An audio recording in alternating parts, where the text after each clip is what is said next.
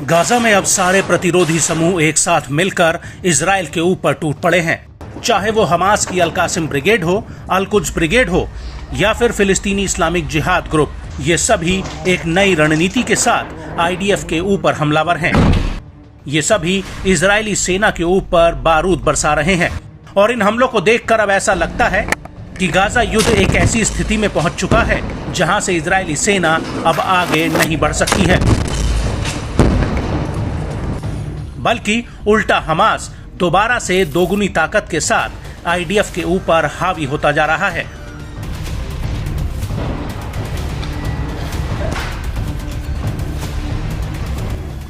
दरअसल हमास की सैन्य शाखा अल कासिम ब्रिगेड ने मार्स मिलिट्री साइट पर इकट्ठा हो रहे इजरायली सैनिकों के ऊपर शॉर्ट रेंज रजूम रॉकेट से एक बड़ा हमला किया है। और जब ये हमला हो रहा था तो उसी वक्त खान यूनिस के पूर्व में अल कासिम ब्रिगेड ने इजरायली सैनिकों के जमावड़े पर एक ड्रोन हमला कर दिया, जिसमें इजरायली सेना को भारी नुकसान होने की खबर है।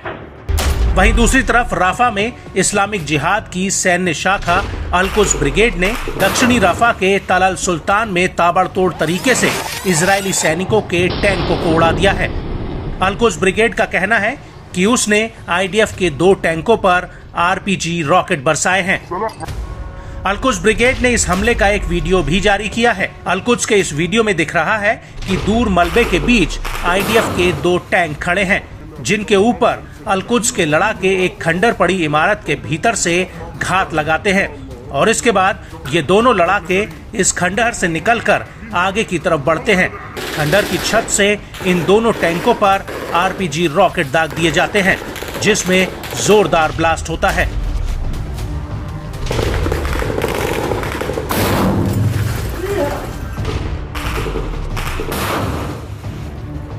और इस हमले के बाद आईडीएफ का एक बुलडोजर टैंक को खींचकर ले जाता हुआ दिख रहा है।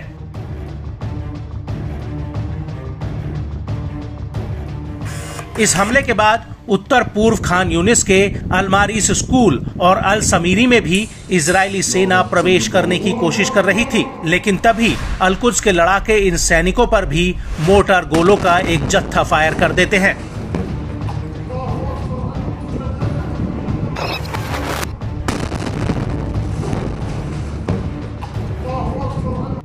अल कुद्स का कहना है कि जब उसने आईडीएफ पर हमला किया तो उसके कुछ ही देर बाद वहां पर आईडीएफ का रेस्क्यू हेलीकॉप्टर उतरता हुआ दिखा।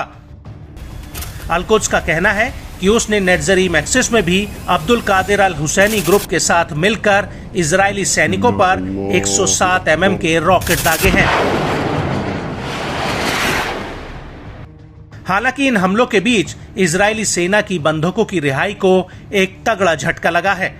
दरअसल अल कासिम ब्रिगेड के प्रवक्ता अबू उबैदा का कहना है कि इस लड़ाई के दौरान इजराइल का एक बंधक मारा गया है। अबू उबैदा का कहना है कि जिस लड़ाके को उस बंधक की सुरक्षा में लगाया गया था, उसी लड़ाके ने इजरायली बंधक की जान ले ली है। उसने ऐसा इसलिए किया क्योंकि इजरायली सेना के हमले में उसके 2 बच्चे मारे गए थे, जिसकी वजह से प्रतिशोध की भावना में आकर उसने ऐसा कदम उठाया। हालांकि अबू उबैदा ने कहा कि हमारे सिद्धांत बंधकों के साथ ऐसा बर्ताव करने की अनुमति नहीं देते हैं और बंधकों की जान को अगर कोई भी खतरा पैदा होता है तो उसकी जिम्मेदार खुद इजरायली सेना होगी।